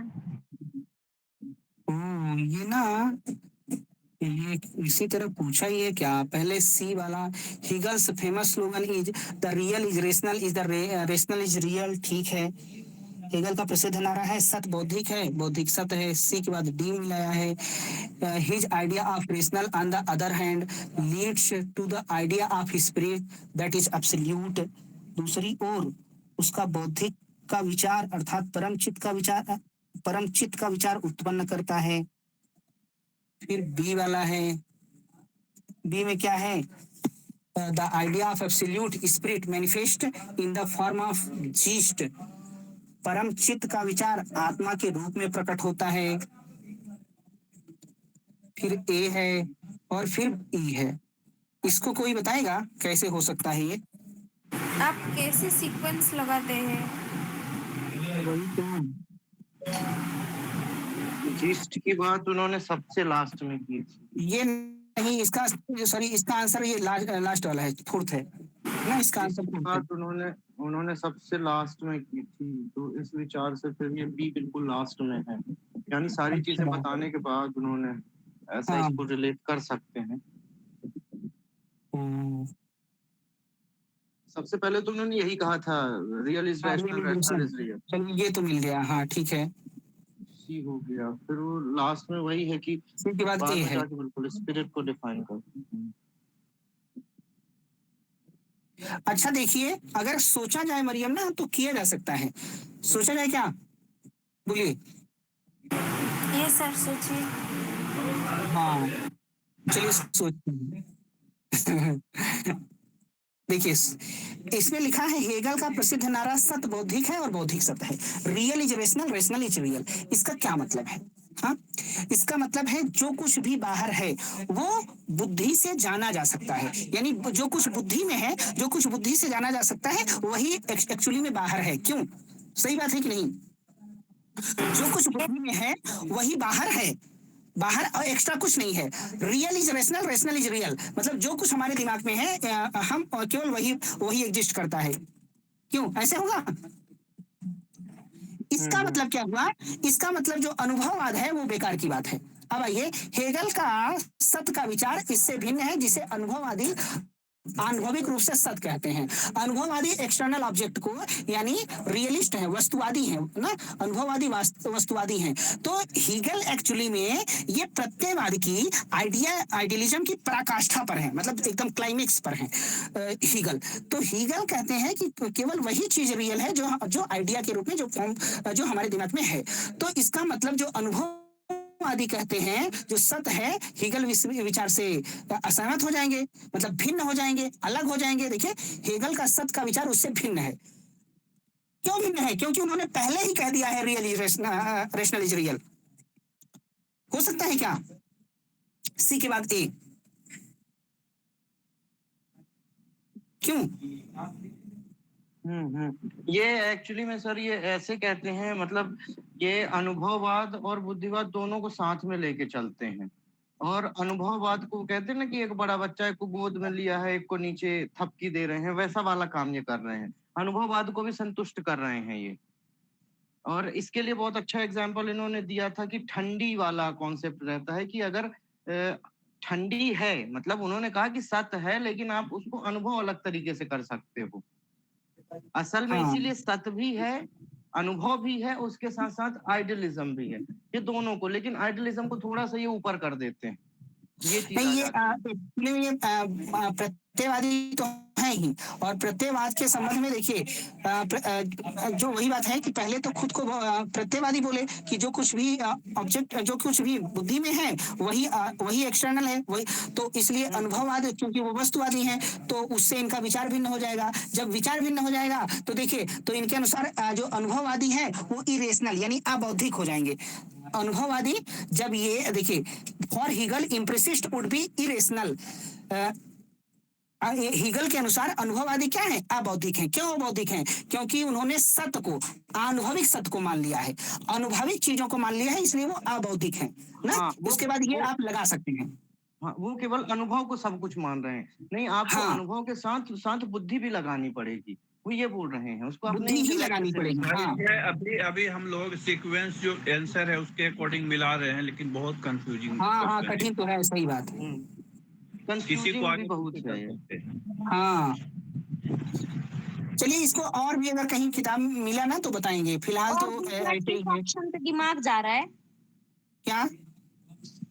ये पूछ रहे हैं, और किस ऑप्शन पे दिमाग जा रहा है? अगर अच्छा, दिया हुआ है ना कि जो युक्ति दिया है कि अभी तक जितना इसमें है इसी में से आगे पीछे करके करना है उसको। सबसे पहले हेगल की बात आती है तो एक ही चीज अपन उठाते हैं, इनका विचार। और इनका सबसे बड़ा विचार यही है, real is rational, rational is real. वही तो नहीं, लेकिन हम ये पूछ रहे हैं और किस पे ऑप्शन पे दिमाग जा रहा है अगर देखा जाए तो। यहाँ और तो कहीं नहीं जाता। वही तो, वहां से शुरू करो ना, फिर तब तो सोल्व होगा ना। एक ऑप्शन उठा के तभी हो रहा है वो सोल्व। एक ऑप्शन खुद ही क्लू दे रहा है। पर सी तो 2 में है ना, तीसरे में भी सी है और चौथे में भी सी है। नहीं भैया, देखो सी के बाद सीधा ए ही फॉलो हो रहा है, बट डी रख के देखो। अच्छा, सी के बाद अगर आप ई में आ जाते हैं, अच्छा डी है ना, डी में नहीं आएगा। सी के साथ ए ही फॉलो हो रहा है। अच्छा, एक चीज और, एक बार इनका ट्रिक पूछा था, उसमें आंसर था प्रत्यय। आपको याद आ रहा, 2019 में शायद, प्रत्यय प्रकृति आत्म तत्व, प्रत्यय प्रकृति आत्म तत्व, आत्म तत्व सबसे लास्ट में है, चेतना यानी सबसे लास्ट में है। तो देखिए परम चित्त का विचार आत्मा के रूप में प्रकट होता है, तो ये आत्म तत्व सबसे लास्ट में रख सकते हैं। क्यों? जी सर, ये लास्ट में ही डिफाइन करते हैं। जब पूछा जाता है चलिए आप ही बताइए फिर सत्य क्या है, उलझा के रखे हुए हैं, तो फिर इन्होंने बिल्कुल लास्ट में बोला कि चलो ये ठीक आत्म तत्व। हाँ, ये प्रत्यय प्रकृति आत्म तत्व इस तरह से ना। हाँ, यहाँ पे क्लियर हो गया, प्रत्यय प्रकृति और आत्म तत्व का जो इनका कॉन्सेप्ट है उससे अगर सोचे तो सही है ये। हाँ वही तो। अच्छा, अगर आप इस पूरे चार्ट को जानना चाहें तो एक कौन है, एक है डब्ल्यू.टी. स्टेस, उन्होंने बताया है। बता दें क्या? डब्ल्यू.टी. स्टेस ने हीगल के एब्सोल्यूट आइडिया बताया था क्या? ये आपने सारा चार्ट बताया था एक बार। हाँ, एब्सोल्यूट आइडिया को ऐसे यहाँ पे चाहे तो लिख लीजिए, इंग्लिश में बता देंगे। यहाँ पे लिखिए प्रत्यय, यहाँ पे लिखिए प्रकृति और यहाँ पे लिखिए आत्म तत्व। प्रत्यय प्रकृति आत्म तत्व। प्रत्यय को बोलेंगे the idea in itself, the idea in itself है। और प्रकृति लिख दें क्या, या फिर ये आप जानते हैं बनाए कि क्या करें? यूट्यूब के पर्पज से और बाकी लोग के पर्पज से, कुछ लोग नए भी हैं। देखिए, नहीं नए भी हैं, पुराने भी हैं, पुराने भी याद रखें ना। एक बार में अगर याद हो गया हो तो अच्छी बात है। तो ये अगर जिनको याद हो गया हो वो बताएं। आइडिया इन इटसेल्फ है। मेरे को एग्जाम के पहले याद होता है फिर भूल जाता है। और ये दूसरा वाला है द आइडिया आउटसाइड इटसेल्फ, इसको नेचर भी कहते हैं। The idea outside itself, the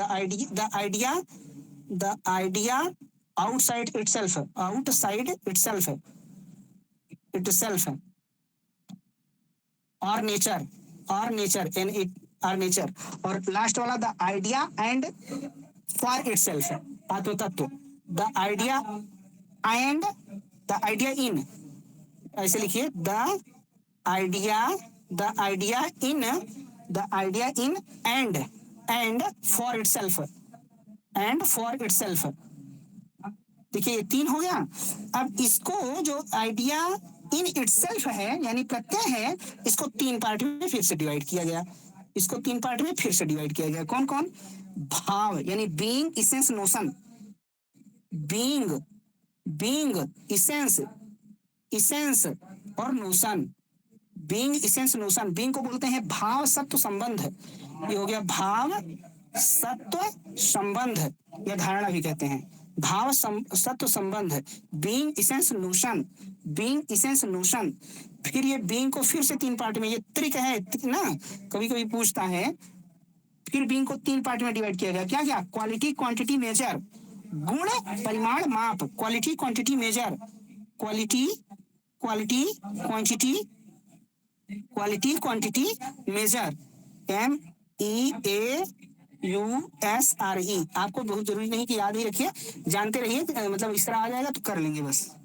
और ये दूसरा जो नेचर है, इसको भी 3 पार्ट में डिवाइड किया गया ऐसे करके। ये बुक में भी मिल जाएगा, चार्ट के रूप में ना मिले तो ऐसे वैसे मिल जाएगा। ये क्या हो जाएगा? Mechanics, physics, Organics. Mechanics, physics, Organics लिख दें। Mechanics, MECHANICS, mechanics, physics, PHYSICS, physics, Organics.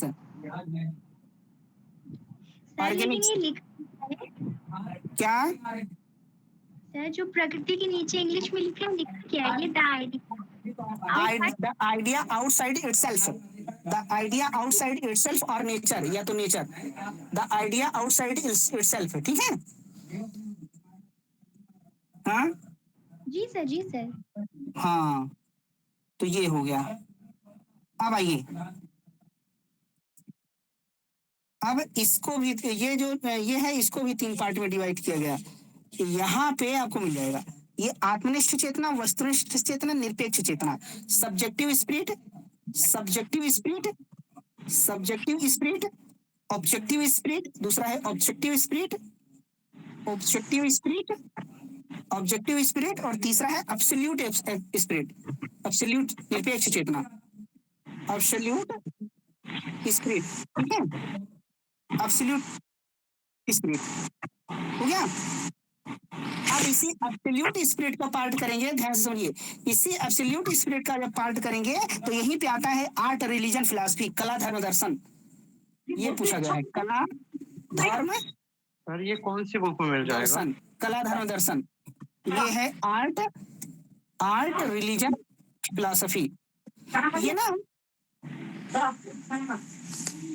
Himanshi वो माइक ऑफ कर लीजिए जब बोलना रहेगा।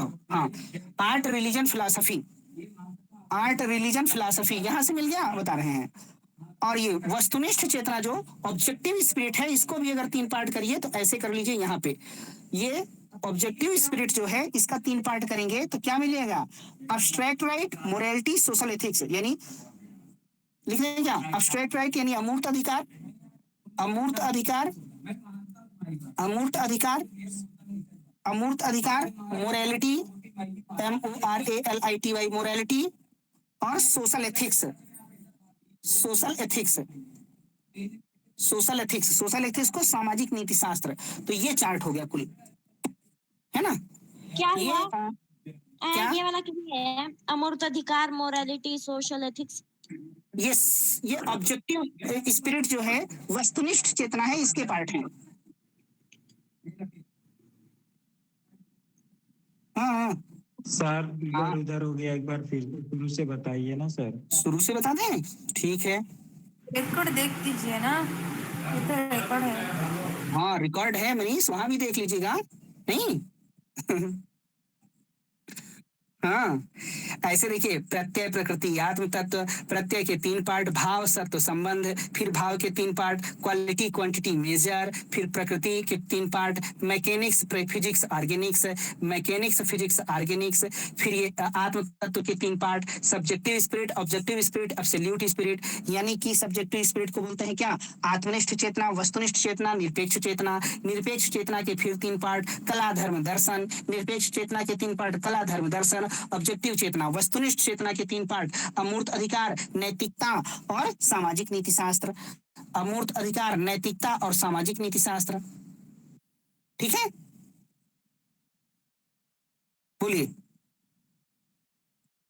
हाँ जी सर जी। सर एक हाँ, सर यस यस। ये सर ये जो आपने लिखा है ये ऑब्जेक्टिव स्पिरिट, उसके बाद ये एब्सोल्यूट स्पिरिट है ये। हाँ, सब्जेक्टिव स्पिरिट, सब्जेक्टिव स्पिरिट को बोलते हैं आत्मनिष्ठ चेतना, आत्मनिष्ठ चेतना। और इधर पे है, इधर क्या है? इधर है वस्तुनिष्ठ चेतना, दूसरा वाला है वस्तुनिष्ठ चेतना, और तीसरा वाला है निरपेक्ष चेतना। जो निरपेक्ष चेतना है उसके 3 पार्ट है, कला, धर्म, दर्शन। और वस्तुनिष्ठ चेतना के 3 पार्ट हैं जो ये लिखे हैं, अमूर्त अधिकार, नैतिकता और सामाजिक नीति शास्त्र। और ये आत्मनिष्ठ चेतना का कोई पार्ट वगैरह नहीं है ना?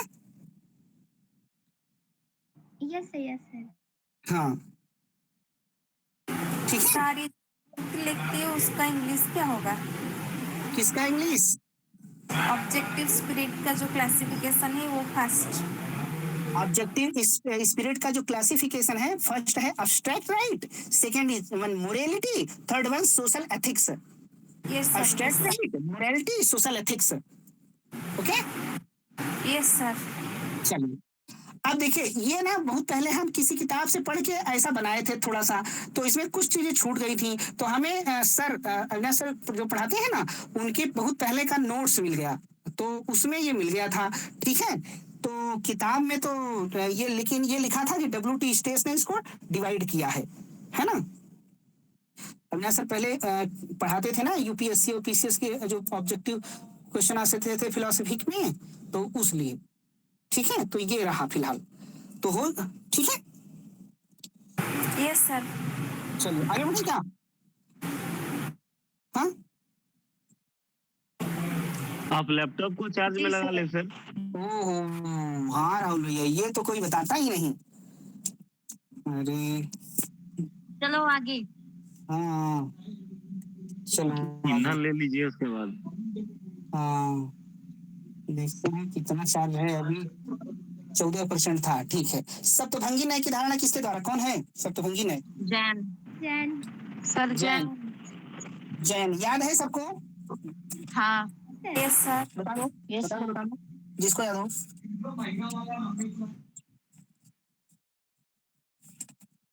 नैगम न संग्रह न ऋजुसूत न एवभूत ना, न ना, ये नहीं है। यही है ना।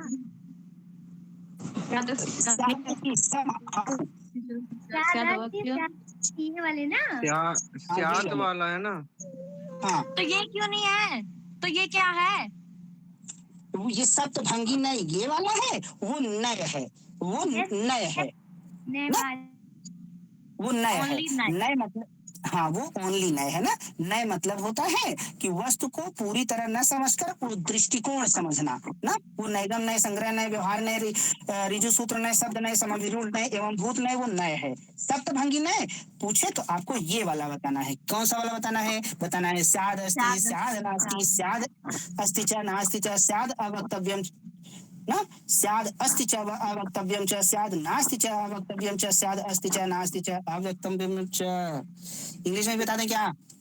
सर जब आप ऐसे बोलते हैं इंग्लिश में ऐसा भी बता लगता दो। है।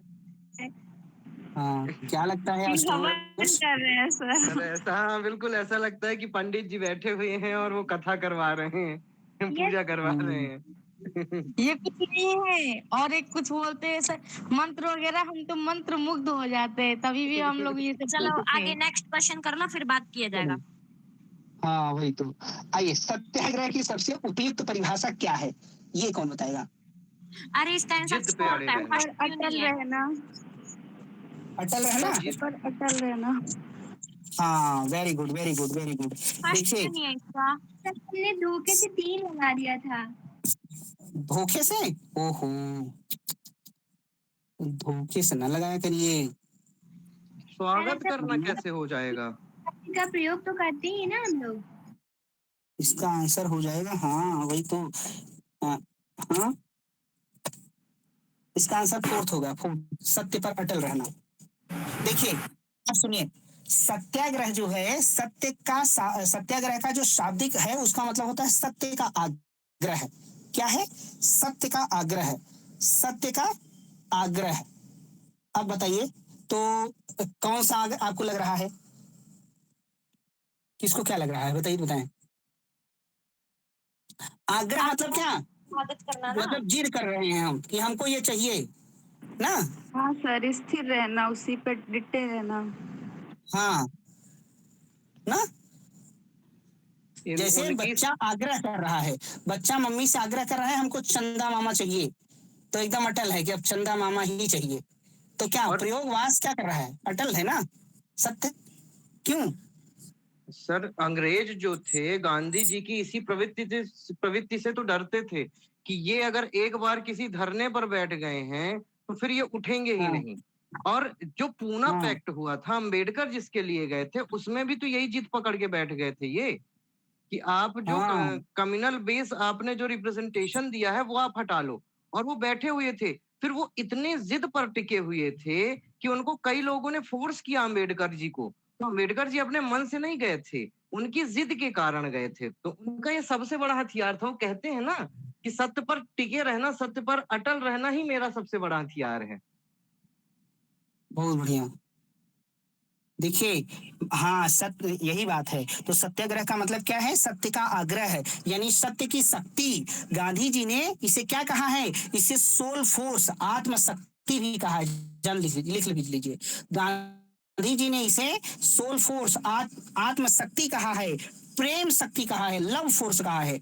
गांधी जी सत्याग्रह को क्या बोलते हैं? प्रेम शक्ति बोलते हैं, लव फोर्स बोलते हैं, सोल फोर्स बोलते हैं, आत्मशक्ति बोलते हैं। ठीक है। गांधी जी के अनुसार सत्य तो ईश्वर है, अतः सत्याग्रह मतलब ईश्वरीय आग्रह। लिखना चाहे तो लिख लीजिए। गांधी जी के अनुसार सत्य ईश्वर है, अतः सत्याग्रह ईश्वरीय आग्रह है। अतः लिख दें क्या? यह केवल सुन के हो जाएगा। सत्याग्रह ईश्वरीय आग्रह है।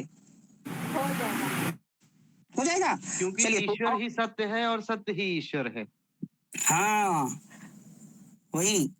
देखिए, सत्याग्रह में प्रयोजन का स्थान नहीं है कि इस उद्देश्य से हम कर रहे हैं, इसलिए सत्याग्रह को कठोरतावादी सिद्धांत कहा जाता है, रिगरिस्टिक थियरी है। सत्याग्रह कठोरतावादी सिद्धांत है, जानते रहिए। रिगरिस्टिक थियरी है, रिगरिस्टिक सिद्धांत है, कठोरतावादी सिद्धांत है। सत्याग्रह कैसा सिद्धांत है? कठोरतावादी सिद्धांत है। सत्याग्रह कठोरतावादी सिद्धांत है ना। और जानते रहिए, एक पॉइंट और, क्या हुआ, छूट रहा है? और बोले और लिखवा दें क्या? नहीं सर, हो गया। चलिए, सत्याग्रह में विवश करने की बात नहीं होती, जानते रहिए। सत्याग्रह में मजबूर नहीं किया जाता, विवश नहीं किया जाता, विवश नहीं किया जाता, विवश करना नहीं होता। विवश करना मतलब को इरेक्शन नहीं होता, CO को इरेक्शन नहीं होता। फिर क्या होता है? को इरेक्शन, ERCTION। सत्याग्रह में हृदय परिवर्तन होता है, विवश करना नहीं होता, हृदय परिवर्तन होता है, कन्वर्शन होता है, हृदय परिवर्तन होता है। सत्याग्रह में हृदय परिवर्तन होता है, विवश मजबूर नहीं किया जाता, हृदय परिवर्तन यानी कन्वर्शन होता है, CON। ये इससे ये वाला शायद क्वेश्चन भी आया है सर। हाँ, ऐसा ही कुछ जो क्वेश्चन आया है या आने वाला है वही बात बोलते हैं। तो मतलब बोल रहे हैं तो जानते रहिए कि आया ही होगा कहीं ना कहीं। पेपर लीक कर रहे हैं सर आप।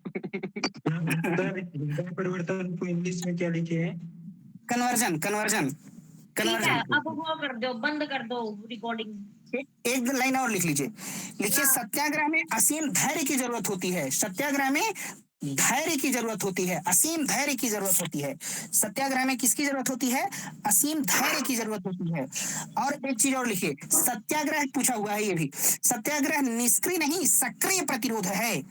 सत्याग्रह सक्रिय प्रतिरोध है, एक्टिव रेजिस्टेंस है। सत्याग्रह कैसा प्रतिरोध है? एक्टिव, सक्रिय प्रतिरोध यानी एक्टिव रेजिस्टेंस ना, एक्टिव है, एक्टिव रेजिस्टेंस। रेजिस्टेंस क्या है? सक्रिय प्रतिरोध है। चलिए, बाकी प्रतिरोध, ये वाला भी सक्रिय प्रतिरोध भी किया है सर आपके साथ ही। तो ठीक है, फिर आज के लिए बारे में जो पॉइंट आपने बोला कि मजा आ गया। सत्याग्रह में थैंक यू। असीम धर्म क्या बोले सर? क्या कह रहे हैं मनीष? असीम धर्म कुछ बोले थे सर आप? असीम धैर्य की जरूरत है, बहुत बड़ा धैर्य चाहिए, पेशेंस चाहिए। सत्याग्रह में असीम धैर्य की जरूरत होती है, धैर्य, पेशेंस ना, असीम धैर्य की आवश्यकता होती है। हाँ, बोलिए बोलिए सर, इंग्लिश में क्या होगा ये? किसमें? पेशेंस क्या? असीम धैर्य, पेशेंस। सत्याग्रह नीड्स इनफाइनाइट पेशेंस, ऐसे कह लीजिए, मतलब एकदम अनलिमिटेड पेशेंस ना, ठीक है। सक्रिय प्रतिरोध के इंग्लिश में क्या बोले थे sir? Active resistance, active resistance.